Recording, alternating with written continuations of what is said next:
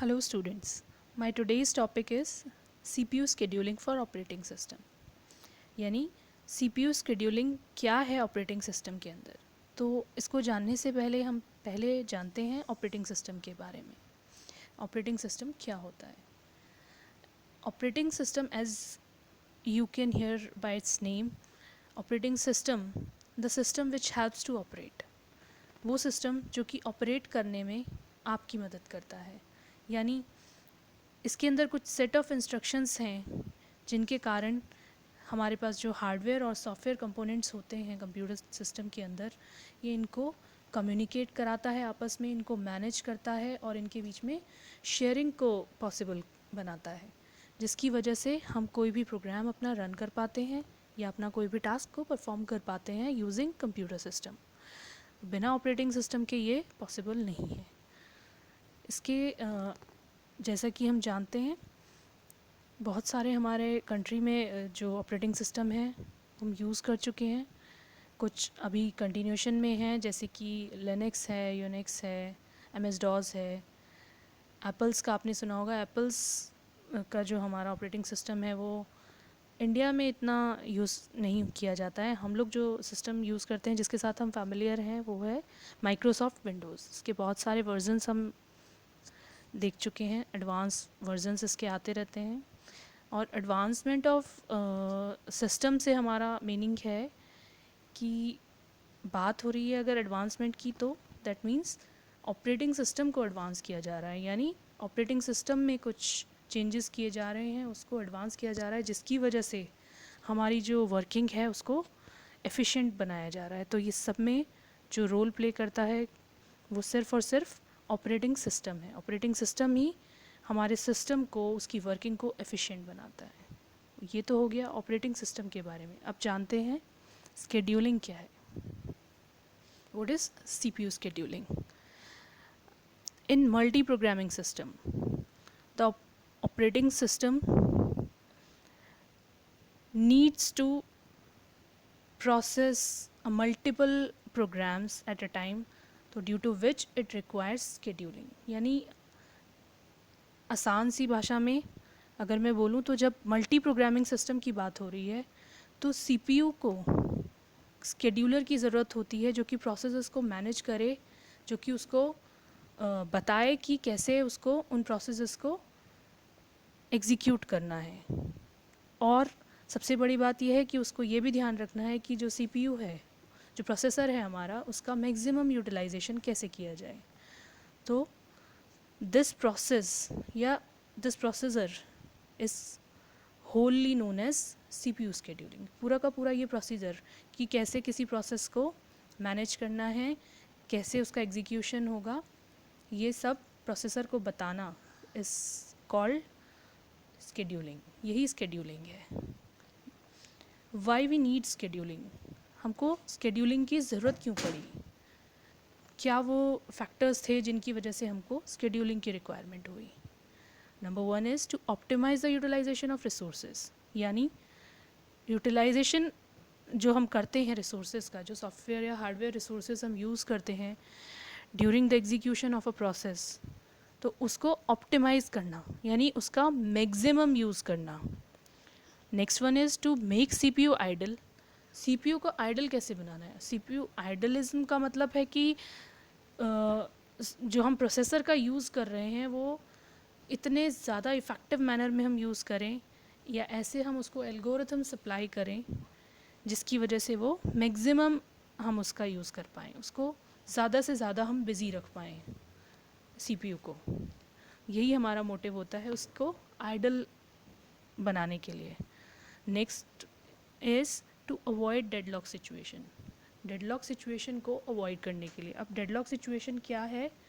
Deadlock situation एक situation है multi programming environment के अंदर जहाँ पर एक से ज़्यादा जो प्रोसेसेस हैं वो वेट करती हैं for the sharing of same resources. मतलब दो प्रोसेसेस अगर हमारे पास रनिंग और रेडी स्टेटस में हैं और उनको सेम रिसोर्सेज का रिक्वायरमेंट है, दोनों ही एक दूसरे के बिना इनकम्प्लीट हैं, तो ऐसी सिचुएशन में एक ये सिचुएशन जो क्रिएट करती है, यहाँ पर क्या होता है कि दोनों प्रोसेसेस या more than one processes block हो जाती हैं। यही ब्लॉकिंग जो है, ब्लॉकिंग ऑफ प्रोसेस, ये कहलाता है डेडलॉक सिचुएशन। तो स्केड्यूलर जो हमारा वर्क करता है वो ये ध्यान में रख कर करता है कि इस तरह से प्रोसेसेस को स्केड्यूल किया जाए कि डेडलॉक सिचुएशन को अवॉइड किया जाए, डेडलॉक सिचुएशन आए ही नहीं। Next one is task perform by scheduler. Scheduler हमारे लिए क्या करता है, कौन कौन सी टास्क परफॉर्म करता है? सबसे पहले मैं यहाँ बताऊँगी कि हमारे पास जब हम मल्टी प्रोग्रामिंग सिस्टम में काम करते हैं तो 4 मेन स्टेट्स होती हैं: running, ready, waiting and termination. आप ये स्टेट्स, इनका मीनिंग क्या है? रनिंग स्टेट में कोई भी प्रोसेस या जॉब तब कहलाती है जब वो एक्चुअली एग्जीक्यूट हो रही होती है। जब किसी प्रोसेस को एग्जीक्यूशन के लिए रेडी माना जाता है कि बस वो नेक्स्ट रिस्पॉन्स का वेट कर रही है, तब उसको कहा जाता है कि रेडी स्टेट में है प्रोसेस। और when a process is waiting to be in running status और रेडी, तो तब जब वो क्यू में वेट कर रही है आपका मोर देन वन प्रोसेसेस की, तब वो कहलाती है in waiting state. And the last one is the termination state और टर्मिनेट, और ये स्टेट आती है when the actual execution is over. जब किसी भी प्रोसेस का एग्जीक्यूशन ख़त्म हो जाता है तब वो मानी जाती है टर्मिनेट स्टेट में। तो बेसिकली ये 4 स्टेट्स होती हैं और स्केड्यूलर हमारे लिए परफॉर्म करता है कि किस जॉब को किस स्टेट में डाला जाए, ये काम हमारे लिए स्केड्यूलर करता है।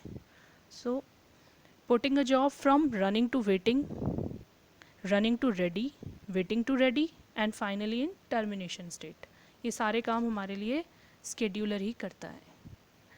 आगे चलते हैं।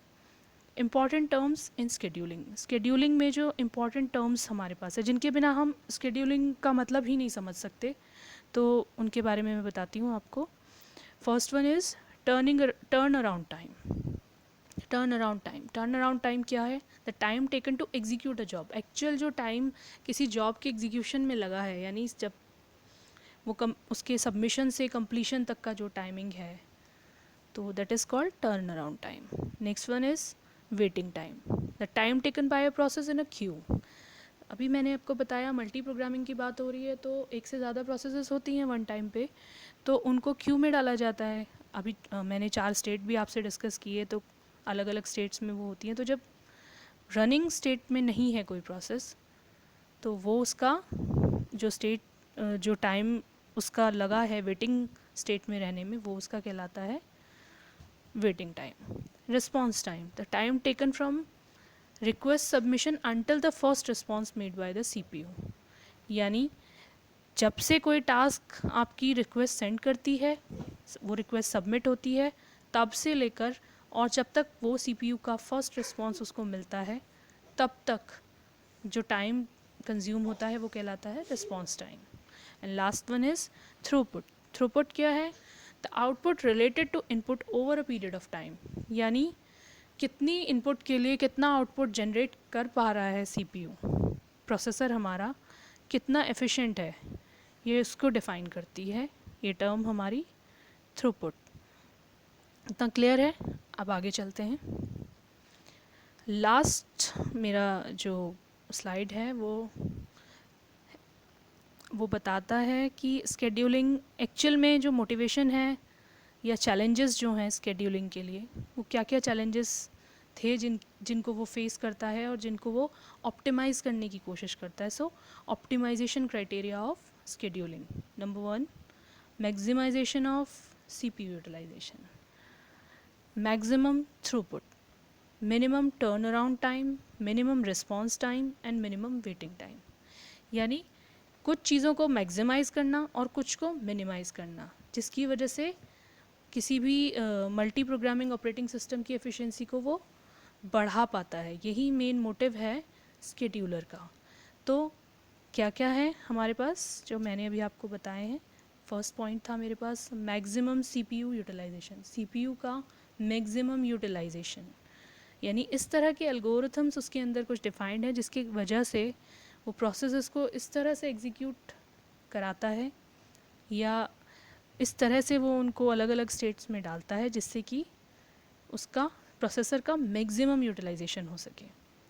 देन मैक्सिमम थ्रूपुट, जैसा कि मैंने अभी बताया था कि किसी भी इनपुट के लिए जो आउटपुट जनरेट होता है वो कितना एफिशिएंट है, दैट इज़ कॉल्ड थ्रूपुट। तो थ्रूपुट का क्या, उसको मैक्सिमाइज़ करना, ये भी स्केड्यूलर का टास्क है। ये भी स्केड्यूलर का एक एक चैलेंज है स्केड्यूलर के लिए कि वो इस तरह से किसी भी टास्क को रखे, उसको मैनेज करे कि उसका जो थ्रूपुट है वो मैक्सिमम हो। मिनिमम टर्न अराउंड टाइम को कम से कम रखें, यानी एक टास्क को एग्जीक्यूट होने में जो टाइम लग रहा है वो जितना कम होगा, जितनी जल्दी कोई टास्क एंटर होगी और जितनी जल्दी वो टर्मिनेट होगी, उतना ज़्यादा हमारा एफिशिएंट होगा सिस्टम। मिनिमम रिस्पांस टाइम, किसी भी जॉब को जो एंटर हो रही है उसको फर्स्ट रिस्पांस जितना जल्दी मिलेगा उतना जल्दी वो क्यू में आएगी, वो भी एफिशिएंसी को बढ़ाता है। तो ये भी एक इम्पॉर्टेंट पॉइंट है। और last one is minimum waiting time, यानी वेटिंग टाइम को मिनिमाइज़ कर देना भी एफिशिएंसी के लिए ऑपरेटिंग सिस्टम में, मल्टी प्रोग्रामिंग ऑपरेटिंग सिस्टम में एफिशिएंसी को बढ़ाता है। तो ये पांचों फैक्टर्स हैं, पांचों चैलेंजिंग फैक्टर्स हैं जिन पर कि स्केड्यूलिंग एल्गोरिथम्स काम करते हैं और जिनको कि एक मल्टी प्रोग्रामिंग ऑपरेटिंग सिस्टम को सक्सेस बनाने में जिनका कि बहुत अहम रोल है। तो ये तो हम लोगों ने डिस्कस किया स्केड्यूलिंग क्या है और क्यों उसकी ज़रूरत पड़ी, ये सब। और अभी बेसिकली हमारे जो एल्गोरिथम्स है वो मैंने यहाँ नहीं डिस्कस किए हैं, तो we will discuss in the next video, so keep watching. Thank you.